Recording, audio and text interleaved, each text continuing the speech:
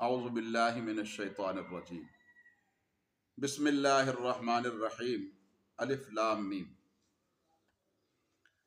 हक जल्ला मजदूहु वाला का इरशाद गिरामी है, इज़ा क़रअतल क़ुरआन फ़स्तइज़ बिल्लाहि मिनश शैतानिर रजीम।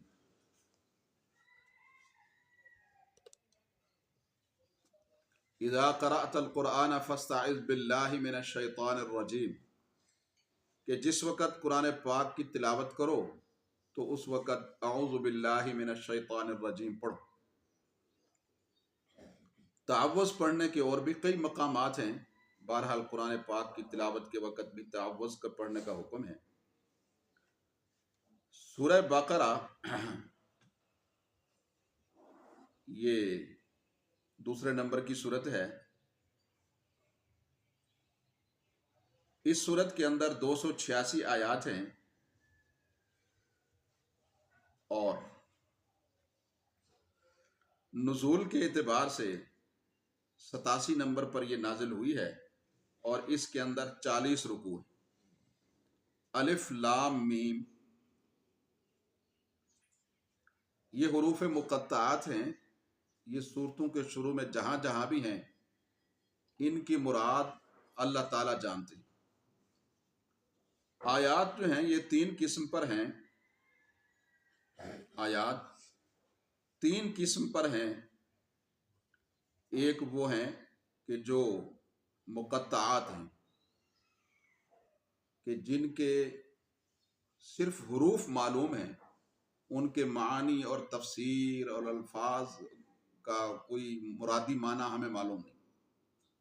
कुछ मुतशाबिहात आयात हैं, जैसे सुम्मस्तवाल अर्श, इस्तवाल अल अर्श या इस किस्म की दीगर आयात, तो उनके हुरूफ भी मालूम हैं, उन हुरूफ के अल्फाज भी मालूम है, लेकिन उनकी तफसीर और मुराद मालूम नहीं। और कुछ हैं मुहकमात, हुरूफ भी मालूम है, उनके मानी भी मालूम है, उनकी मुराद और तफसीर भी मालूम है। तो जो नबी करीम सल्लल्लाहु अलैहि वसल्लम से मनकूल है चीज़, वही कुरान की तफसीर कहलाएगी। इसके अलावा अपनी राय से कुरान पाक की तफसीर करना वो हराम। तो चूंकि इस मकाम पर कोई तफसीर नबी करीम सल्लल्लाहु अलैहि वसल्लम से या इन हुरूफ के अल्फाज के मानी मालूम नहीं है, तो इनको बस ऐसा ही पढ़ेंगे, अलिफ लाम मीम, यानी अल्लाह आलम बिमुरादिही, इनकी मुराद जो है वो अल्लाह ताला जानते। सूरह बकरा में अल्लाह ताला ने यहूद की इस्लाह का प्रोग्राम पेश किया। सूरह बकरा में अल्लाह ताला ने यहूद की इस्लाह का प्रोग्राम पेश किया।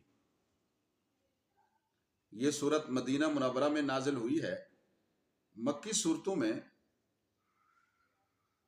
मक्का में जो यानी हिजरत से पहले जो नाजिल हुई हैं वो मक्की कहलाती हैं, और जो हिजरत के बाद नाजिल हुई हैं वो मदनी कहलाती।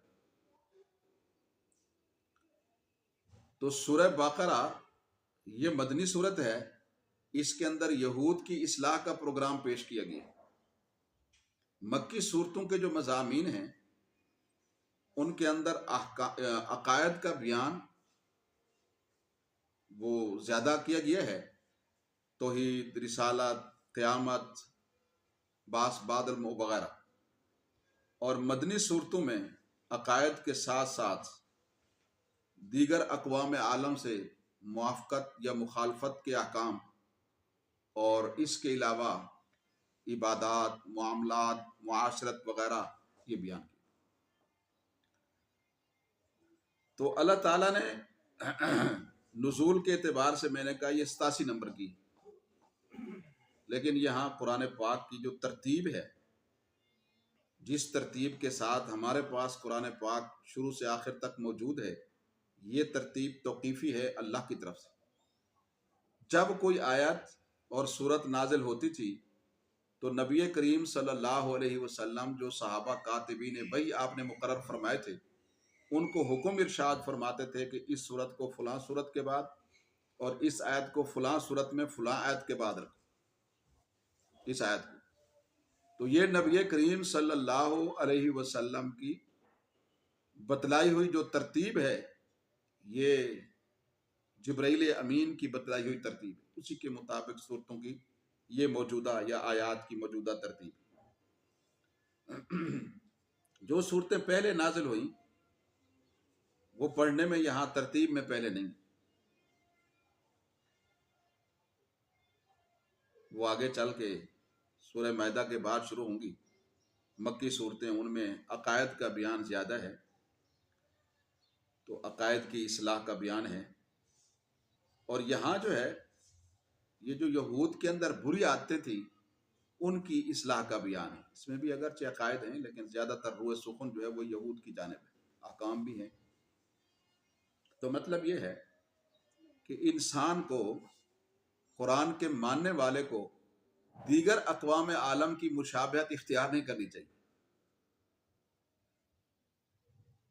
दीगर जो कौमें हैं उनकी मुशाबहत इख्तियार नहीं करनी, उनकी बुराइयां बयान करके हमें बचने का गोया हुक्म और दिया गया है और तलकीन की गई। तो इरशाद फरमाते हैं अलिफ लाम मीम, इसकी मुराद तो अल्लाह ताला जानते हैं। ज़ालिकल किताबु ला रैब फीह, बहरहाल इस सूरत का मौजू मैंने बता दिया, यहूद की इस्लाह है।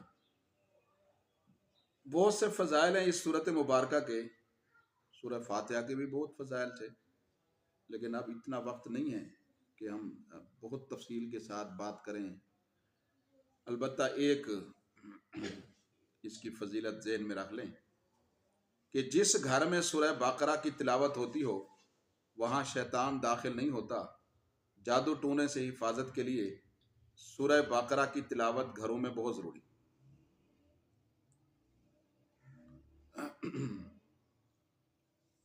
ज़ालिकल किताबु ला रैब फीह, ये वो किताब है कि जिसके अंदर कोई शक नहीं। हुदल लिल मुत्तकीन, ये मुत्तकियों के लिए हिदायत है। अल्लज़ीना युमिनूना बिल गैबि, वो लोग जो ईमान लाते हैं बग़ैर देखे। व युकीमून अस्सलाता, और कायम करते हैं नमाज को। व मिम्मा रज़क़नाहुम युनफ़िक़ून, और जो हमने उन्हें रोज़ी में से दिया है उसमें से खर्च करते, हमारे दिए हुए में से खर्च करते। वल्लज़ीना युमिनूना बिल गैबि, और वो लोग हैं जो ईमान लाते हैं बिमा उनज़िला इलैका, उस चीज़ पर जो नाजिल की गई आपकी जानिब ऐ नबी करीम सल्लल्लाहु अलैहि वसल्लम। वमा उनज़िला मिन क़ब्लिका, और जो नाजिल की गई आपसे पहले उस पर भी ईमान लाते। व बिल आखिरति हुम यूक़िनून, और वो आखिरत के ऊपर भी ईमान लाने वाले। इस सूरह मुबारका की दूसरी आयत ज़ालिकल किताबु ला रैब फीह, कि ये वो किताब है अज़ीमुश्शान जो लौह महफूज से नाजिल हुई है, जिसको जिब्राइल अमीन लाए हैं। जिस किताब को, ये वो है कि जिसको अजमतों के मालिक रब्बुल आलमीन ने उतारा है, जिब्राइल आपके पास लाए हैं। इसमें कोई शक नहीं है, इसलिए कि ये अल्लाह का कलाम और इसका लाने वाला अमानतदार है। नाज़ला बिहिर रूहुल अमीन, और जिसके दिल पे ये कुरान नाजिल हुआ है वो सादिकुल अमीन है। तो इस किताब में कैसे शक हो सकता है? और इसकी मिसाल लाने से अरब के उस जमाने के फुसहा, बुलगा, शुआरा आजिज आ गए। तो इसका माना यह है कि ये इंसानी कलाम नहीं, शक और शुबा की कोई गुंजाइश नहीं है और इसमें कोई शक नहीं। तो ये बरहक है और अल्लाह की तरफ से नाज़िल शुदा है। तो कुरान पाक के मज़ामीन और उसके अल्लाह की तरफ से होने में लोग अगर शुकूक व शुबहात में रहते हैं तो ये उनकी अक्ली कमज़ोरी है और उनकी इन बातों में कोई वज़न नहीं है। तो इसलिए उन्हें काबिल तवज्जो समझने, उनका जवाब देने की बजाय अल्लाह ताला ने खुद ही फरमा दिया कि इस किताब में कोई शक नहीं। तो जो लोग शुकूक व शुबहात की वादियों में इस हवाले से भटकते रहते हैं, गलत फहमियों में रहते हैं, तो उन्हें फरमाया कि सुनो, हुदन, ये किताब तो सरापा हिदायत है। لیکن ہدایت تو سب کے لیے ہے کہ جو چاہے اس سے ہدایت اور رہنمائی لے لیں، لیکن اللہ تعالیٰ نے فرمایا للمتقین، پرہیزگاروں کے لیے یہ ہدایت ہے، یعنی اس سے نفع پرہیزگار اٹھاتے ہیں، باقی یہ ہر ایک کے لیے ہدایت ہے، لیکن چونکہ اس سے رہنمائی کا جو حق ہے وہ متقی ہی کامل طریقے سے گویا کہ حاصل کرتے ہیں، تو اس لیے فرمایا کہ یہ ہدایت متقین کے لیے، ورنہ رہنمائے عالم ہے، یہ ہدی للناس ہے، الذین یؤمنون بالغیب، فرمایا متقین کی آگے اللہ تعالیٰ نے صفات کا بیان کیا ہے کہ جو غیب پر ایمان لاتے ہیں، ہر عبادت کا تعلق تین چیزوں میں سے کسی ایک کے ساتھ ہوتا ہے، یا تو اس عبادت کا تعلق دل کے ساتھ ہوتا ہے جیسے عقائد ہیں، ایمانیات ہیں، یا اس عبادت کا تعلق جسم کے ساتھ ہوتا ہے مثلا نماز اور روزہ، یا اس عبادت کا تعلق مال و متاع اور دولت وغیرہ کے ساتھ ہوتا ہے، تو جیسے زکوٰۃ ہے، صدقات ہے، سخاوت وغیرہ۔ تو اس آیت مبارکہ میں الذین یؤمنون بالغیب ویقیمون الصلاۃ ومما رزقناہم ینفقون، اس آیت مبارکہ میں پرہیزگاروں کی صفات کو بیان کرتے ہوئے ان تینوں چیزوں کو جمع کیا گیا ہے۔ چنانچہ ایمان بالغیب کا تعلق دل سے ہے، غیب سے مراد وہ چیزیں ہیں کہ جن کا علم انسان محض اپنے حواس سے نہیں کر سکتا، محض اپنے حواس سے محسوس کرنے والی چیزوں سے نہیں کر سکتا، مثلا جنت، جہنم، فرشتے، جن، آسمانوں میں ہونے والے فیصلے، فضاؤں پر نافذ ہونے والے احکام، ان کو ہم اپنے حواس خمسہ سے معلوم نہیں کر سکتے، نہ آنکھوں سے دیکھ سکتے ہیں، نہ ان چیزوں کو، جنت کے وجود کو، نہ کانوں سے۔ تو اس طریقے سے فرمایا یہ غیب ہیں، تو ان پر اللہ کے بتلانے سے، چونکہ اللہ کا کلام لا ریب ہے، اس میں کوئی شک نہیں ہے، تو اللہ کے بتلانے سے ان پر ایمان لے آؤ۔ جب اللہ کے کلام میں شک نہیں ہے تو پھر وہ جو بتاتا جائے پردہ غیب میں چیزوں کے متعلق تو تم اس کو مانتے جاؤ۔ تو مومن وہی ہوتے ہیں جو اللہ کے کلام میں شک نہیں کرتے ہیں، اللہ جو بتلاتے ہیں اس کو وہ مان لیتے ہیں۔ نبی کریم صلی اللہ علیہ وسلم کے ذریعے سے اور آپ کے واسطے سے وہ مانتے جاتے ہیں۔ وَيُقِيمُونَ الصَّلَاةَ، اور میں نے کہا کہ بعض اوقات عبادت کا تعلق جو ہے وہ جسم کے ساتھ ہوتا ہے، تو یہ یقیمون الصلاۃ نماز کا بیان ہے۔ مومنین وہ ہیں، متقین وہ ہیں جو نماز کو قائم کرتے ہیں۔ اقامت صلاۃ کا کیا معنی ہے؟ نماز کو قائم کرنے کا کیا معنی ہے؟ نماز کے قائم کرنے کا تعلق جسم کے ساتھ ہے، یہ جسمانی اور بدنی عبادت ہے۔ نماز کو اس کی وقت کی پابندی کے ساتھ، ہمیشہ خشوع خضوع کے ساتھ، تعدیل ارکان کے ساتھ، اس کی آداب اور شرائط کا لحاظ کرتے ہوئے ادا کرنا، یہ اقامت صلاۃ۔ اور فرمایا مما رزقناہم ینفقون، اور متقی وہ ہیں کہ جو اس چیز میں سے خرچ کرتے ہیں جو انہیں ہم نے دیا ہے۔ مال و دولت کو جب ہم اپنی چیز سمجھتے ہیں تو پھر خرچ کرنے میں دل کے اندر تنگی محسوس کرتے ہیں۔ اللہ تعالیٰ نے فرمایا یہ تو ہم نے دیے ہیں، ہمارا دیا ہوا دو گے تو تمہیں اجر بھی ملے گا، یعنی یہ تو اللہ کا انعام پر انعام ہے۔ ایک انعام یہ ہے کہ اللہ نے مال دیا، دوسرا یہ ہے کہ اس کے کہنے پر دے رہے، اور پھر یہ کہ اللہ اس پر اجر بھی عطا فرمائیں گے۔ تو یہ انسان کے پاس جو مال و متاع اور دولت ہے یہ مجازی ملکیت کی حد تک ہے، اس کا حقیقی مالک اور خالق اللہ تعالیٰ ہے، تو اس سے انسان کو صدقات و سخاوت کرنا آسان ہو جائے گا۔ ورنہ انسان فطری طور پر جبلی طور پر تو مال کی محبت میں بڑا سخت واقع ہوا ہے، وَإِنَّهُ لِحُبِّ الْخَيْرِ لَشَدِيدٌ، کہ انسان مال کی محبت میں بڑا سخت واقع مِمَّا رَزَقْنَاهُمْ يُنْفِقُونَ، یہ انفاق فی سبیل اللہ، اس کی تفصیل آگے آ رہی ہے، انشاءاللہ عرض کریں گے تیسرے پارے میں، اسی صورت کے اندر اللہ کے راستے میں خرچ کرنا، اللہ کے یہ مالی عبادت ہے، اس عبادت کا تعلق مال و دولت کے ساتھ ہے۔ تو اس آیت میں ہمیں بتلایا گیا کہ یہ مال و دولت انسان کا اپنا نہیں ہے، اللہ کا دیا ہوا ہے۔ تو اگر وہ اللہ فرماتے ہیں ہمارے دیے ہوئے میں سے ہمارے نام پر خرچ کرے گا تو وہ کوئی احسان نہیں کرے گا ہمارے اوپر، بلکہ ہماری طرف سے وہ اجر و ثواب کا مستحق ہوگا، اس پر احسان کیا جائے گا، اس کو نیکی کا اجر دیا جائے گا۔ آگے ارشاد فرمایا والذین یؤمنون بالغیب، یہ پرہیزگاروں کی صفات کا بیان ہو رہا ہے، اس آیت میں بھی انہی کی صفت کا بیان۔ فرمایا وہ لوگ جو اس کتاب پر ایمان لاتے ہیں جو آپ پر نازل کی گئی، وما انزل من قبلک، اور جو آپ سے پہلے نازل کی گئی اس پر بھی ایمان لاتے ہیں۔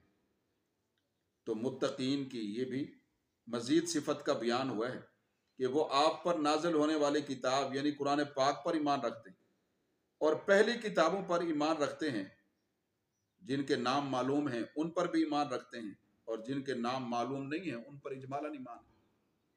تورات، زبور، انجیل، صحف ابراہیم، صحف موسیٰ، اور اس کے علاوہ دیگر انبیاء اور رسل پر نازل ہونے والے صحیفے، کتابیں جو بھی نبی کریم صلی اللہ علیہ وسلم سے پہلے ان انبیاء پر نازل ہوئے اس پر مومنین ایمان رکھتے ہیں، اور قرآن پاک پر بھی ایمان رکھتے ہیں۔ اور اللہ تعالیٰ نے یہاں یہ فرمایا آپ سے پہلے جو کتابیں نازل ہوئی اور جو آپ پر، تو اس کا معنی یہ ہوا کہ آپ کے بعد کوئی کتاب نازل نہیں ہوگی، اس لیے کہ اس کا ذکر نہیں۔ ذکر کی جگہ میں کسی چیز کو ذکر نہ کرنا یہ اس کے عدم کی دلیل ہے، یہ اس کے نہ ہونے کی دلیل۔ یہ فرمایا کہ قرآن پر بھی متقین ایمان رکھتے ہیں، اور ان کتابوں پر بھی جو آپ سے پہلے ان پر بھی ایمان رکھتے ہیں۔ تو اگر بعد میں کوئی کتاب نازل ہونے ہوتی یا کوئی نبی ہوتا تو اس کا بھی ذکر ہوتا۔ تو نہ بعد میں آپ صلی اللہ علیہ وسلم کے بعد کوئی نبی ہے، نہ قرآن کے بعد کوئی کتاب۔ اس لیے نبی کریم صلی اللہ علیہ وسلم نے فرمایا انا آخر الانبیاء وانتم آخر الامم، میں اللہ کا آخری نبی ہوں اور تم کسی بھی نبی کی یعنی میری آخری امت ہو، اور میرے بعد کوئی نبی نہیں ہے، نہ آپ کے بعد کوئی کتاب آئے گی، نہ صحیفہ، نہ کوئی نبی، نہ کوئی رسول، آپ خاتم النبیین ہیں۔ وَبِالْآخِرَةِ هُمْ يُوقِنُونَ، اور وہ متقین اللہ سے ڈرنے والے، اپنے ظاہر اور باطن کو اللہ کے سپرد کرنے والے، یہ متقین ہوتے ہیں، اللہ کا خوف رکھنے والے۔ فرمایا وہ ایسے ہیں کہ جو آخرت پر بھی یقین رکھتے ہیں، آخرت کے اوپر بھی یقین ہے، تو اس لیے ان متقین کے لیے نیکیوں کو اختیار کرنا اور گناہوں سے بچنا اور آسان ہو جاتا ہے۔ انہیں معلوم ہے کہ ہم نے اپنے کیے کا حساب دینا، میزان عمل میں ہمارے اعمال تولے جائیں گے اور محاسبہ عمل کی منزل سے ہم گزریں گے۔ تو جب انہیں اس بات کا یقین ہے تو وہ ہر قدم پھونک پھونک کے رکھتے، ہر عمل جو ہے وہ آخرت کو مد نظر رکھ کے کرتے، اللہ کے بھی حق ادا کرتے، بندوں کے بھی حق ادا کرتے۔ اولئک علی ھدی من ربہم، گزشتہ آیات میں جن متقی حضرات کی صفات کو بیان کیا گیا ہے، اس آیت نمبر 5 میں ان کے لیے ایک فوری اور دیر پا جزا کا اور بدلے کا بیان کیا گیا ہے۔ فوری بدلہ یہ ہے کہ اللہ تعالیٰ ان کے لیے ہدایت اور رہنمائی کا فیصلہ فرمائے۔ اولئک علی ھدی من ربہم، کہ یہ وہ لوگ ہیں جو اپنے رب کی طرف سے ہدایت پر ہیں، یعنی انہیں نبی علیہ السلام کی تعلیم بھی میسر ہے اور اس کے عین مطابق ان کو عمل کی دولت بھی میسر ہے۔ ہدایت کا یہ معنی ہے۔ اللہ نے ان کو ایمان بھی عطا فرما دیا ہے اور یہ چلتے بھی نبی علیہ السلام کے طریقے پر ہیں. یہ معنی ہے ہدایت کا. یہ کون لوگ تھے؟ قرآن کے نازل ہونے کے زمانے میں قرآن کے سب سے پہلے سننے والے، نبی علیہ السلام پر ایمان لانے والے، قرآن پر ایمان لانے والے یہ صحابہ کرام. اللہ نے ان کی ہدایت کا فیصلہ فرما دیا اور اس کا اعلان فرما دیا. تو جب اللہ تعالی کسی کو مقام ہدایت تک پہنچا دے تو کیا کسی شیطان کی یہ جرت ہے کہ اس کو وہاں سے وہ ہٹا سکے؟ اللہ نے ہدایت کو راسخ کر دیا اور وہ حضور کے طریقے پر چلتے چلتے، آپ کی تعلیم کو اختیار کرتے کرتے وہ اس مقام تک پہنچے ہیں جو ان کا ایمان کے لحاظ سے منزل مقصود ہے. اسی کو قرآن نے ایک مقام پہ کہا ہے اولئک کتب فی قلوبہم الایمان. یہ وہ لوگ ہیں کہ جن کے دلوں میں اللہ نے ایمان کو تو لکھ دیا ہے. اللہ کے لکھے کو کوئی مٹا سکتا ہے؟ لا تبدیل لکلمات اللہ.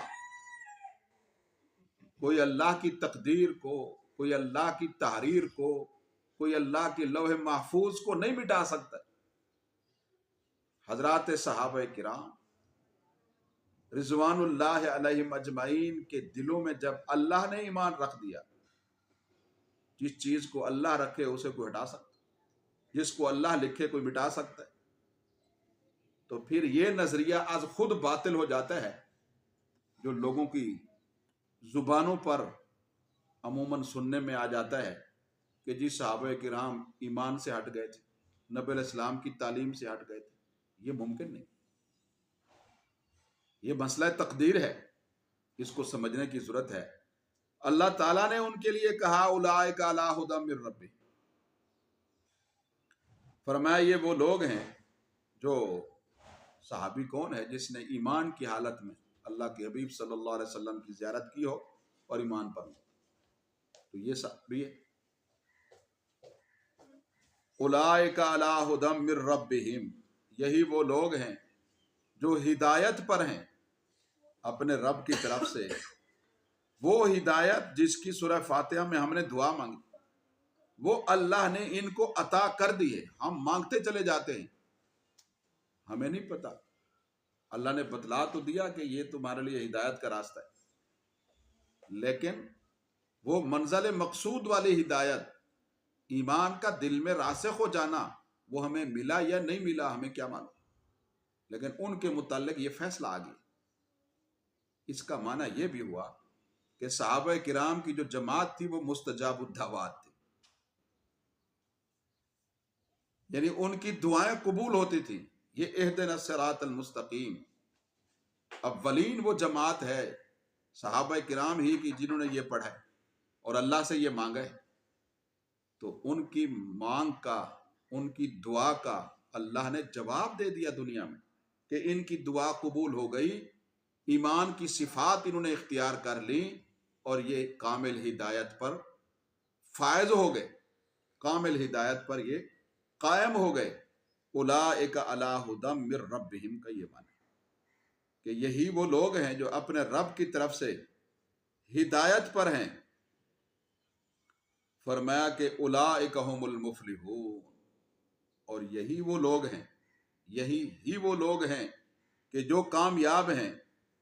تو کامیابی ایمان کی صفات کے ساتھ ہی حاصل ہو سکتی. کامیابی صحابہ کی جماعت کے ساتھ ہی انسان کو حاصل ہو سکتی. کامیابی جو ہے وہ ہدایت کے ساتھ ہی انسان کو حاصل ہو سکتی. تو اللہ تعالیٰ نے فرمایا، اللہ نے ان کو یہ دائمی بدلہ دیا، اللہ نے ان کو کامیاب قرار دیا. تو حقیقی کامیابی یہ اخروی کامیابی ہے، اور اللہ جس کی کامیابی کا اعلان فرما دے اور فیصلہ فرما دے وہ کبھی ناکام نہیں ہو سکتا، وہ کبھی ناکام نہیں ہو سکتا ہے. تو صحابہ کرام کی جماعت کامیاب جماعت بھی تھی اور ہدایت یافتہ جماعت بھی تھی اور ایمان کے ساتھ متصف بھی تھی۔ اب جو ان کی پیروی کرے گا یہ نعمتیں حاصل کرے گا اور یہ بدلے پائے گا۔ نبی کریم صلی اللہ علیہ وسلم کے زمانہ میں نبی علیہ السلام اور دین اسلام اور قرآن کے تعلق کے حوالے سے تین طرح کے لوگ تھے۔ ایک وہ لوگ تھے جو دل و جان سے آپ اور آپ کی تعلیمات کو مانتے تھے، ان کو مومنین کہا جاتا ہے، صحابہ کرام کہا جاتا ہے، جن کا سورہ بقرہ کی ابتدائی 5 آیات میں بیان ہے، 4 آیات۔ فرمایا متقین یؤمنون بالغیب ویقیمون الصلاۃ ومما رزقناہم ينفقون، سماوی کتب پر ایمان، آخرت پر ایمان لانے والے، ہدایت یافتہ، کامیاب، یہ مومنین تھے، یہ صحابہ کرام۔ اور دوسرے لوگ تھے جو کافر تھے، ان کا کفر بڑا واضح تھا، وہ دل و جان سے قرآن کو، نبی علیہ السلام کے فرمان علی ذی شان کو نہیں مانتے تھے، یہ کفار ہیں۔ یہ دو طبقے۔ اور تیسرا طبقہ منافقین کا تھا، ان الذین کفروا، یہ آیت نمبر 6، اور ختم اللہ علی قلوبہم آیت نمبر 7، اس میں کفار کا ذکر ہے۔ پہلی آیات میں آیت نمبر 5 تک یہ مومنین کا ذکر ہے، وہ صحابہ کرام، اور یہ کفار ہیں۔ اور آگے آیت نمبر 8 سے آنے والی 13 آیات میں منافقین کا ذکر ہے۔ پھر منافقین جو ہے وہ کئی طرح کے تھے کہ جو دل سے تو نہیں مانتے تھے، البتہ زبان سے اسلام اور اسلامی اعمال وہ ظاہر کرتے تھے اپنے ذاتی اغراض اور دنیاوی مفاد کے لیے۔ یہ تھے منافقین، یہ صحابہ نہیں ہیں، یہ یاد رکھنا، یہ منافقین ہیں۔ ان جیسا طرز عمل دنیا کے اکثر ادوار میں ہم تاریخ میں بھی پڑھتے ہیں، ابھی بھی ہماری نظروں میں موجود ہے کہ ایسا طرز عمل لوگ اپنے دنیا کی مفاد کے لیے اختیار کرتے رہتے ہیں۔ یہ کوئی ایسی بات نہیں ہے کوئی جو پوشیدہ ہو کسی سے۔ تو یہ منافقین تھے، یہ صحابہ نہیں تھے، ان کی کوئی دینی خدمات نہیں، یہ الٹا دین کا نام لے کر اپنے مفاد کے لیے گویا کہ کوشاں رہتے تھے، تو یہ منافقین ہیں۔ ان الذین کفروا، یہ جو دوسرا طبقہ تھا مومنین کے بعد، ان کا ذکر ہے کفار کا۔ ان الذین کفروا آیت نمبر 6، بے شک وہ لوگ جنہوں نے انکار کیا، سواء علیہم، برابر ہے ان پر، انذرتہم، یہ کہ آپ ان کو ڈرائیں، ام لم تنذرہم، یا ان کو نہ ڈرائیں، لا یؤمنون، وہ ایمان نہیں لائیں گے۔ اس آیت مبارکہ میں نبی کریم صلی اللہ علیہ وسلم کو یہ خطاب فرمایا جا رہا ہے کہ جو لوگ کفر میں قرآن کے، نبی علیہ السلام کے انکار میں پختہ ہو گئے ہیں، انہیں ڈرانے کا کوئی فائدہ نہیں ہے، وہ ایمان نہیں لائیں۔ فرمایا کہ اس پر ایک سوال ہے، اللہ تعالیٰ نے فرما دیا کہ وہ ایمان نہیں لائیں، آپ ان کو ڈرائیں یا نہ ڈرائیں، لیکن اس کے باوجود نبی کریم صلی اللہ علیہ وسلم کافروں کو دعوت دیتے رہتے تھے۔ جب اللہ کا اعلان بھی آ گیا کہ یہ ایمان نہیں لائیں گے، پھر دعوت کیوں دیتے تھے؟ یہ تو سایہ لا حاصل ہے، بے فائدہ تھا ان کے حق میں، کافروں کے حق میں، کیونکہ انہوں نے تو ایمان لانا نہیں تھا۔ تو اس کا جواب یہ ہے کہ اللہ تعالیٰ نے کافروں کے متعلق فرمایا کہ وہ ایمان نہیں لائیں گے، یہ نہیں فرمایا کہ آپ کو دعوت کا، دین پہنچانے کا، قرآن سنانے کا ثواب نہیں ملے گا۔ آپ کو دعوت کا ثواب پھر بھی ملتا تھا، آپ اپنا فریضہ رسالت ادا کرنے کے لیے، جو آپ کی بعثت کا مقصد تھا، اس کو پورا کرنے کے لیے تشریف لے جاتے تھے۔ تو اس کا مطلب یہ ہوا کہ انسان دوسروں کے رویوں کو مد نظر رکھ کے اپنی جائز محنت کو ترک نہ کرے، اپنی جد و جہد جاری رکھے، یہاں نہ صحیح کسی اور مقام پر اللہ تعالیٰ اس جد و جہد کی برکت سے اس کی محنت کا نتیجہ جو ہے وہ سامنے لائیں گے۔ تو ایسا ہی ہوا کہ یہ کچھ لوگوں نے انکار کیا ایسا کہ وہ ایمان نہیں لائے، لیکن پھر وقت نے ثابت کیا کہ آپ کی اس بنیادی دعوت اور محنت کے نتیجے میں اللہ تعالیٰ نے قبیلوں کو اسلام کی دولت سے مالا مال کر، تو اس لیے فرمایا کہ آپ ان کو ڈرائیں یا نہ ڈرائیں، وہ ایمان نہیں لائیں گے۔